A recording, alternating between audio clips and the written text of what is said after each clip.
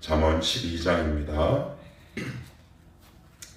잠언 12장 이제 1절부터 28절 말씀을 한 목소리로 읽겠습니다. 훈계를 좋아하는 자는 지식을 좋아하거니와 징계를 싫어하는 자는 짐승과 같으니라. 선인은 여호와께 은총을 받으려니와 악을 패하는 자는 정죄하심을 받으리라. 사람이 악으로서 굳게 서지 못하거니와 의인의 뿌리는 움직이지 아니하느니라. 어진 여인은 그 지아비의 멸류관이나 욕을 끼치는 여인은 그 지아비의 뼈가 썩음 같게 하느니라. 의인의 생각은 정직하여도 악인의 도모는 속임이니라.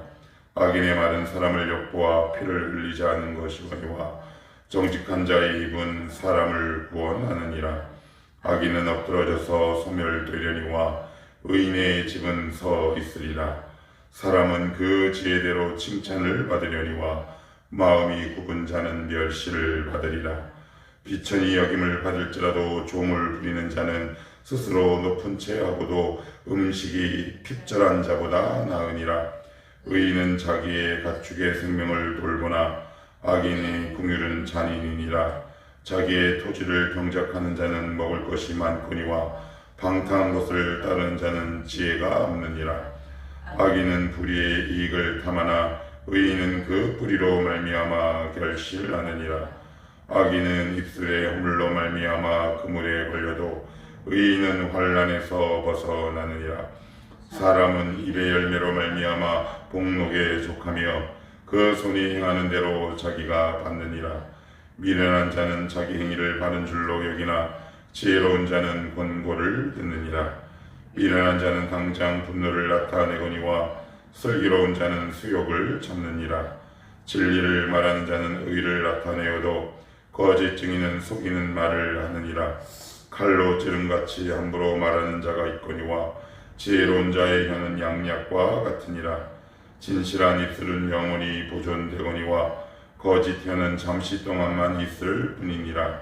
악을 꾀하는 자의 마음에는 속임이 있고 화평을 운운하는 자에게는 희락이 있느니라.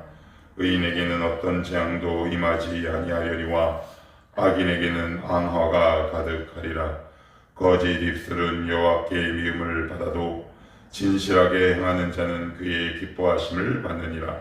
슬기로운 자는 지식을 감추어도 미련한 자의 마음은 미련한 것을 전파하느니라. 부지런한 자의 손은 사람을 다스리게 되어도 게으른 자는 부림을 받느니라. 근심이 사람의 마음에 있으면 그곳으로 번뇌하게 되나 선한 말은 그것을 즐겁게 하느니라. 의인은 그 이웃의 인도자가 되나 악인의 소행은 자신을 미혹하느니라. 게으른 자는 그 잡을 것도 사냥하지 아니하나니 사람의 부귀는 부지런한 것이니라. 공의로운 길에 생명이 있나니 그 길에는 사망이 없느니라. 아멘. 잠언을 통찰하고 잠언을 관통하는 하나의 키워드가 있다면 그것은 지혜입니다. 그 지혜를 구체적으로 표현하는 구절이 여호와를 경외하는 것이 지혜의 근본. 그래서 잠언을 읽을 때는 이 큰 주제와 맥락을 염두에 두고 읽으셔야 잠언이 이 세상에 난무하는 일반 처세술과 다르다. 그래서 제가 잠언 개론과 서두를 말씀드릴 때 이렇게 말씀드렸어요. 그런 어떤 기본적인 문맥과 주제를 우리가 놓치고 잠언을 읽으면 이거 세상을 그냥 이렇게 살아야 되는구나 라는 단순한 지혜서나 단순한 격언 정도로 이해할 수 있다. 그래서 이건 앞부분만 아니라 잠언을 쭉 관통하는 그 핵심 주제요 개념이 지혜요. 동시에 그것을 표현하는 문장은 여호와를 경외하는 것이 지혜의 근본. 그것을 마음과 머리에 염두에 두고 말씀을 읽어 나갈 때 잘못된 길로 빠지는 것을 미연에 방지할 수 있다. 결론부터 말씀을 드리면 이 잠언은 단순한 처세술의 모음집이 아니다. 이렇게 이해하고 오늘 본문을 보시면 되겠습니다. 자, 1절부터 보시면 성경은 의인과 악인에 대해서 계속해서 이야기합니다. 어떤 사람이 의인이며 어떤 사람이 악인이며 또한 오늘 본문에는 의인과 악인의 이 두 갈래 길이 어떻게 극명하게 나뉘는가에 대해서 그 출발점과 결과를 적나라하게 알려주고 있습니다. 자, 1절 아주 중요한 구절인데, 훈계를 좋아하는 자는 지식을 좋아하거니와 징계를 싫어하는 자는 짐승과 같으니라. 여기 보시면 훈계입니다. 징계입니다. 의인과 악인을 가르려는 가장 극명한 바로 그 지점, 여기서 말하는 훈계는 신약적인 의미로 설명할게요. 이미 우리 다 외웠어요. 교회를 다녀본 분들이라면 한두 번쯤은 들어봤던 말씀이에요. 디모데후서 3장 16절, 모든 성경은 하나님의 감동으로 된 것으로 교훈과 책망과 교훈과 바르게 함과 의로 교육하기에 유익하니. 성경을 우리에게 주신 목적 뭐예요? 4가지 기능이 있다. 근데 여기 보시면 훈계, 징계죠. 여기에 해당되는 단어가 바로 의로 교육이라는 헬라어 단어와 의미가 똑같습니다. 어린아이들을 훈육하고 양육할 때 따끔하게 하지 말라라고 딱 거절하는 겁니다. 때로는 혼내는 겁니다. 그런데 그것들을 다 거절하는 거예요. 하나님은 오늘도 이 세상을 움직이시고 성도를 무엇으로 훈계하시나요? 말씀이죠. 말씀을 거절하는 사람을 바로 악인, 말씀을 수용하는 자를 의인이다 라고 이야기합니다. 자, 그러면 요 1절 앞부분에 나오는 이 뜻은 무슨 말일까요? 훈계를 좋아하는 자는 지식을 좋아한다. 무슨 이야기냐? 말씀 앞에 꾸준히 반복적으로 설 때 그 말씀이 나의 인격으로 자리 잡는다라는 뜻입니다. 우리의 삶의 태도와 방향이 조율되고 수정되는 일들이 우리 가운데 일어난다라고 얘기하죠. 그러면 우리 가운데 어떤 일이 일어날까요? 제가 누차 말씀드리죠. 좋은 신앙은 좋은 선택을 가져옵니다. 굉장히 중요한 문제죠. 우리의 삶은 계속 선택의 연속입니다. 무엇을 먹을까? 무엇을 살까? 어떤 진로를 고민할까? 누구를 만날까?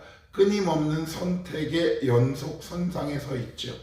그러니 하나님의 훈계, 즉 말씀이 우리 가운데 있는 사람은 이것의 안경으로 사물과 상황과 사람을 바라보니 바르고 건강한 선택을 할 수 있는 겁니다. 그런데 그렇지 않은 자는 표현이 재밌습니다. 짐승입니다. 짐승과 사람을 구분하는 가장 큰 경계가 뭘까요? 하나님을 예배하고 섬기는 거죠. 짐승은 뭐만 있는 것을 짐승이라고 얘기합니까? 본능. 자기가 좋아하고 싫어하는 것만 남은 사람입니다. 난 이거 좋으니까 이거 해. 난 이거 싫어하니까 이거 안 해. 이게 이제 이것만 남은 사람이에요. 그래서 하나님의 말씀이 없으면 뭔가에 중독되는 이유가 바로 이것 때문에 그래요. 여러분, 중독은 뭔가요? 좋아하는 것이 극도로 올라가는 상황이잖아요. 그 영혼에는 호불호만 있습니다. 그래서 좋아하는 것만 해요. 그리고 싫어하는 것은 거들떠보지도 않습니다. 짐승이 그렇잖아요. 본능만 남죠. 그렇지만 사람은 그럴 수 있습니까? 아니죠. 말씀이 나에게 이것 때문에는 나에게 손해되는 것 같아도 그 말씀 때문에 싫지만 내 의지를 사용해 행동과 결단으로 옮길 수 있는 것, 그것이 바로 하나님의 사람과 본능만 남은 짐승. 그래서 여러분, 창세기에 보면 하나님이 그 노아 시대 때 사람을 평가할 때 이런 단어가 나옵니다. 영어에 flesh, flesh, 고깃덩어리, 짐승, 똑같은 의미의 단어라고 보시면 됩니다. 그러니까 1절은 하나님 말씀 그 지혜와 훈계 앞에 날마다 서니 내 안에 그 말씀이 체화되고 체득돼서 내 삶의 일상에서 좋은 선택을 하는 일들이 나의 삶으로 자리 잡은 것. 반대인 사람은 짐승과 같은 본능만 남은 사람. 그러면 이제 분명합니다. 양 두 갈래길 어떠한 결과로 남을 것인가. 그 이야기를 이어서 쭉 설명하고 있는데 2절도 이렇게 얘기합니다. 선인은 여호와께 은총을 받으려니와. 그래요. 선인은 착한 일을 한 사람이 아니에요. 성경에서 말하는 선인, 의인은 주님과의 바른 관계, 즉 하나님의 말씀을 수용하는 사람이라 그랬습니다. 도덕적인 선한 행위를 얘기하는 게 아니에요. 하나님의 훈계를 받은 사람, 하나님의 지혜가 있는 사람은 여호와께 은총, 여기서 은총은 특별한 호의를 이야기합니다. 야, 저게 안 되는데 됐네? 라든가. 예전에 한 청년의 상담을 받은 적이 있는데, 이제 이야기를 끝내고 한 2주 후에 전화가 왔어요. 목사님, 이제 타교의 교인인데, 목사님, 저 좋은 소식 전해드릴게요. 제가 이번에 입찰을 했어야 되는데 제가 그것 때문에 너무 스트레스가 받아가지고 진짜 어떤 것도 할 수 없었는데, 그래도 기운 내서 그 말씀을 다시 한번 묵상하는 자리로 그냥 이렇게 기도했어요. 목사님, 하나님, 입찰에 관계없이 저 그냥 신앙의 길을 잘 걸어갈 수 있도록 제 마음을 지킬 수 있도록 도와주십시오라고 기도했는데, 그 누구도 예상하지 못한 그 입찰이 우리 회사가 됐어요. 이거 너무 감사합니다, 이렇게 얘기를 했더라고요. 그런 것들이요, 전혀 예상하지 못했는데 하나님께서 어떤 상황과 사건에 개입하셔서 내가 예기치 못한 결과물이 내 상황 앞에 딱 떨어지는 것들을 은총, 특별한 호의라는 단어를 사용합니다. 그런데 이 좋은 것을 놔두고 본능만 남은 짐승으로 가는 삶을 산다면 누구의 책임이겠습니까? 두 갈래 길이 있는 겁니다. 3절은 또 이어서 이렇게 얘기합니다. 사람이 악으로 굳게 서지 못하거니와 의인의 뿌리는 움직이지 아니하느니라. 사람이 악으로서 굳게 서지 못한다. 이 말씀을 시편에 있는 말씀을 옮겨오면 이해가 금방 됩니다. 시편 1편에 뭐라 그래요? 악인은 그렇지 않으며 오직 바람에 나는 겨와 같다. 악인의 특징이 뭔가요? 가벼움에 있습니다. 삶의 무게중심이 끊임없이 흔들립니다. 왜요? 무게중심이 세상이거든요. 그러니 흔들리죠. 그러나 의인은, 지혜로운 자는 그 말씀의 삶의 중심이 말씀이기 때문에 흔들리더라도 오뚜기처럼 금방 자리를 되찾는 거예요. 그러니까 나는 왜 이렇게 가벼울까? 나는 왜 이렇게 쉬이 흔들릴까? 그 무게중심에 무엇이 있는지 내 영혼의 깊은 내면을 한번 통찰하시라. 그러면 속일 수 없습니다. 이유는 많습니다. 바람이 불죠. 여건이 악화됩니다. 때로는 물질의 어려움이 있을 수 있습니다. 이유는 다양하고 핑계도 여러 가지지만 그 핵심은 뭐냐? 결국 내 깊은 내면에, 저 기저에 내 영혼 그득히 말씀으로 압도되어 있는가를 한번 살펴보시면 내 지금 신앙의 상태를 우리가 가늠할 수 있다. 그래서 오늘 성경은 뭐라고 얘기해요? 악인은 뭐라고 얘기합니까? 여기 사람이 악으로서 굳게 서지 못한다. 흔들린다. 근데 반대로 의인은 뿌리는 움직이지 않느니라. 견고하다. 의인이 뭐라 그랬나요? 지혜로운 자. 하나님과 바른 관계에 있는 자. 그 영혼에 말씀이 깊이 있는 자. 그것을 두고 이렇게 표현을 하고 있습니다. 자, 그러면 이제 해악에 대해서 잠언은 또 이렇게 이야기합니다. 좀 아파요. 자, 4절 보시면 어진 여인은 그 지압 위에 면류관이나 욕을 끼치는 여인은 그 지압 위에 뼈가 썩은 같게 한다. 반대로도 가능하죠. 어진 남편은, 근데 왜 여기 어진 여인, 배우자와의 관계를 가장 먼저 언급했을까요? 가장 가까운 사람이잖아요, 부부가. 하나님의 말씀이 없는 우매한 자는 내 주변에 있는 가장 가까운 사람에게 1차적으로 해악을 끼치는 겁니다. 그러니 내 배우자를 사랑하는 제 첫 번째 출발점은 뭔가요? 하나님의 지혜와 말씀이 내 내면의 깊은 곳에 여전히 우뚝하고 자리 잡은 사람이겠지요. 이것이 없으면 우리는 주변 사람들과 끊임없이 알력과 다툼이 생기고 일어나게 된다. 그러한 사람은 내 주변에 가까이일수록 나에게 고통만 가중될 뿐이다 라고 이야기합니다. 그래서 여러분, 어디 멀리 갈 거 없습니다. 내 신앙의 지금 실력의 위치와 척도가 내 가장 가까이 있는 사람에게 평안과 기쁨을 주냐, 아니면 그 사람에게 고통을 주냐, 그것으로 가늠할 수 있습니다. 내가 무슨 봉사를 하냐? 땡. 헌금을 얼마나 많이 하냐? 아닙니다. 나와 오늘도 한 입을 해서 살 대고 다 자고 있는 내 사랑하는 남편과 아내와, 그리고 내 자녀와, 조금 더 나가서 교회 공동체와 직장 사람들과 어떠한 관계에 있는가를 살펴보시면 내 안에 진짜 지혜가 없는가가 판가름 된다. 그러나 뼈가 썩게 한답니다. 여러분, 뼈는 잘 안 썩습니다. 여러분, 매장하면 뼈는 오랫동안 남잖아요. 그러니 얼마나 그 영혼의 고통이 극심한가를 나타내는 것일까요? 이어서 9절은 아주 재미있는 말씀입니다. 같이 읽어봅시다. 시작. 비천히 여김을 받을지라도 종을 부리는 자는 스스로 높은 채하고도 음식이 핍절한 자보다 나으니라. 좀 어렵죠. 여기 보시면 비천히 여김을 받을지라도 종을 부리는 자. 비천한데 종을 부린다? 이게 무슨 말일까요? 사회적 지위와 신분이 낮아도 자기의 삶을 꾸려갈 수 있는 자라는 뜻입니다. 조금 더 압축하면 이런 뜻이에요. 삶에 내실이 있는 자. 조금 더 압축하면 지혜로운 자라는 뜻입니다. 이게 되게 중요해요. 누가 보기에는 아유, 제 사람 저거 별거 없어. 그러나 그 중심에는 내실이 있는 자입니다. 그래서 주변의 평가에 좌우되지 않죠. 그럼 반대는 뭘까요? 이렇게 되어 있습니다. 높은 채하고도 음식이 핍절한 자. 누가 보기에 야, 쟤 되게 잘 살아. 부자야 했는데 가난해. 이걸 좀 더 현대적인 용어로 제가 한번 적용을 해볼까요? 카푸어 들어보셨나요? 카푸어. 차는 외제차인데 집은 반지하야. 제가 예전에도 말씀드렸죠.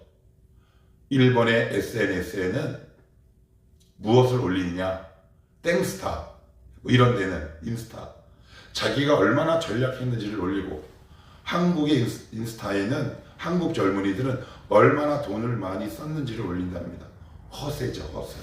내실이 없는 겁니다.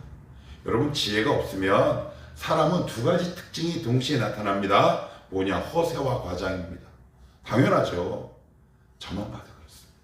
하나님의 은혜와 지혜와 말씀으로 가득 차면 허세 부릴 일이 없어요. 내 자신의 존재만으로 내가 너무 가치 있거든요.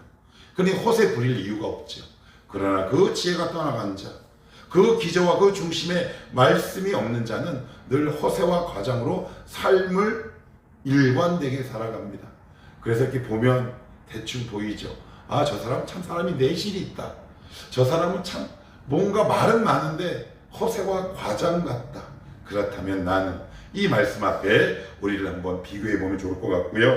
또한 이렇게 해서 이야기합니다. 15절도 보시면 미련한 자는 자기의 행위를 바른 줄로 여기나 지혜로운 자는 권고를 듣느니라. 결국 하나님의 책망과 교훈을 듣지 않는 자는 특징이 뭐다? 자기 기만이다. 나는 지금 어떻게 잘 살고 있구나 라고 생각합니다. 그러니 하나님의 말씀을 수용할까요? 안 할까요? 안 하죠. 왜요? 잘 살고 있는데 말씀이 내 귀에 들릴 리가 없습니다. 그러나 내가 지금 바른 길을 걷고 있는가? 라는 거룩하고 진중한 질문이 있는 자에게 오늘도 하나님의 음성이 들리지 않겠습니까? 내가 가는 길이 옳고 내가 사는 길이 지금 바른 길이다 라고 내가 판단을 내리면 주변의 권고와 책망, 훈계가 안 들립니다. 더 나아가 하나님의 음성과 말씀도 들리지 않죠. 그래서 결국 망하게 되는 겁니다. 그것으로 끝나지 않고요. 조금 더 봐야 되는데 마지막으로 28절 보고 오늘 마칩시다. 같이 봅니다. 시작. 공의로운 길에 생명이 있나니 그 길에는 사망이 없느니라. 여기서 공의롭다라는 말은 지혜가 그 안에 가득 차서 하나님을 향한 태도와 자세가 바른 자라는 뜻입니다. 좀 더 쉽게 얘기하면 하나님과의 관계가 친밀한 자라고도 이해하면 좋을 것 같습니다. 그런 자에게 어떤 열매가 일어난답니까? 생명이랍니다. 생명. 남들이 보기에 별로인 것 같은데 그 인생은 하나님 보시기에 잘 가고 있는 겁니다. 이게 중요한 겁니다. 그런데 많은 사람들은 주변의 평가와 말이 중요합니다. 허세와 과장 속에 자기를 노출시키죠. 뒷부분에 이렇게 얘기합니다. 그 공의로운 길에는 생명이 있나니 그 길에는 사망이 없느니라. 여러분, 사망에는 뭐가 없어요? 사망에는 뭐가 없나요? 생명과 열매가 없잖아요. 그러면 우리는요, 여러분에게는 열매가 있죠. 어떠한 형태로든 삶의 열매가 있다라고 얘기하는 겁니다. 말의 열매, 믿음의 열매, 때로는 기도의 열매, 섬김의 열매, 헌신의 열매. 왜요? 그 중심에 하나님이 계시기 때문에 그렇습니다. 오늘 잠언은 간곡한 말로 우리에게 이렇게 권면하고 당부합니다. 두 갈래 길이 있다. 어디에 서겠느냐? 우리 사랑하는 청월함교회 모든 분들은 악인이 아니라 하나님을 가까이 두는 지혜로운 의인의 삶을 살아가시기를 주님의 이름으로 축복합니다. 기도합시다.